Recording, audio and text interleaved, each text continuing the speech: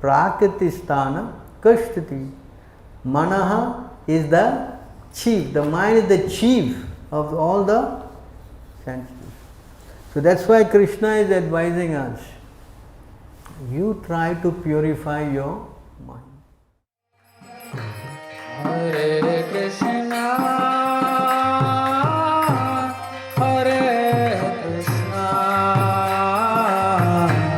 Krishna Krishna. You try to capture your mind. You try to bring your mind to my lotus feet. Understand? This is the mind is our troublemaker. Krishna also said, this mind of yours can be your best friend or it can be your mind control, can be the best of it. Mind not control, it can be your worst. So when we say friend and when we say enemy, what does that mean? When I say the mind is the friend and I say when the mind is an enemy, what do I mean? Krishna said that in Bhagavad Gita, right? Very important verse. One must deliver himself with the help of his mind and not degrade himself. The mind is the friend of the conditioned soul and his enemy as well. In other words, this entanglement in the soul, we are what? Caught. Correct? We are what? Now caught. And we have suffering. Yes? Yes or not? And we are going to suffer. The biggest suffering will come at the time of death. Very painful. Yes? So it's all in the process. Correct?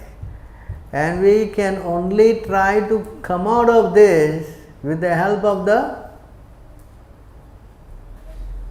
mind is the friend.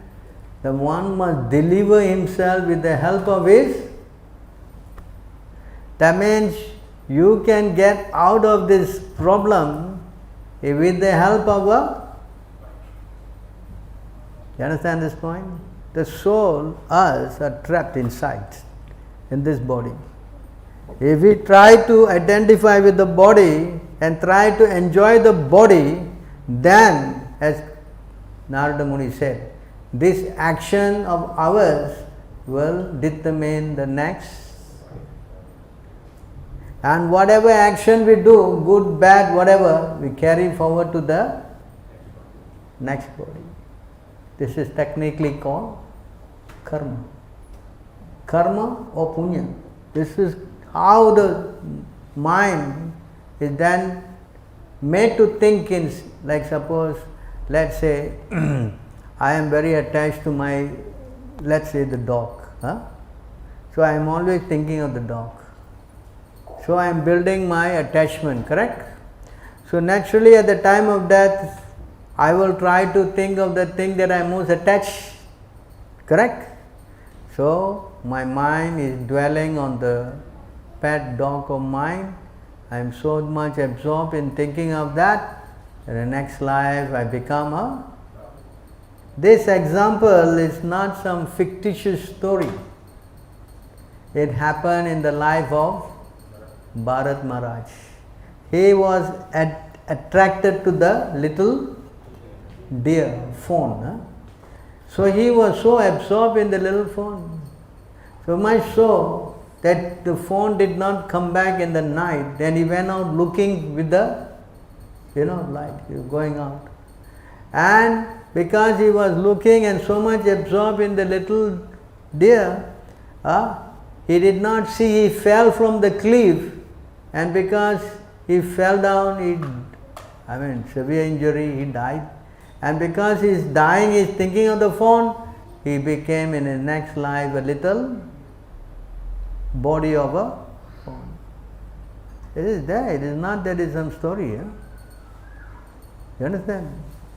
And precise that we are reading this Bari's, what's his name? Puranjan, yes, Puranjan. He was thinking of his wife. And what he became? He became a woman, yes. You see, it is how the mind is taking you from one body to. So the most dangerous thing that we have with us is the. You understand? Yeah? So now the question is how to purify the mind. This is the whole thing. The whole thing is to how to. If you don't purify the mind and you let him rove around, actually you will commit so many sinful activities and you will build up your attachment, yes. And if you carry on doing sinful activities, then going to hellish life is guaranteed.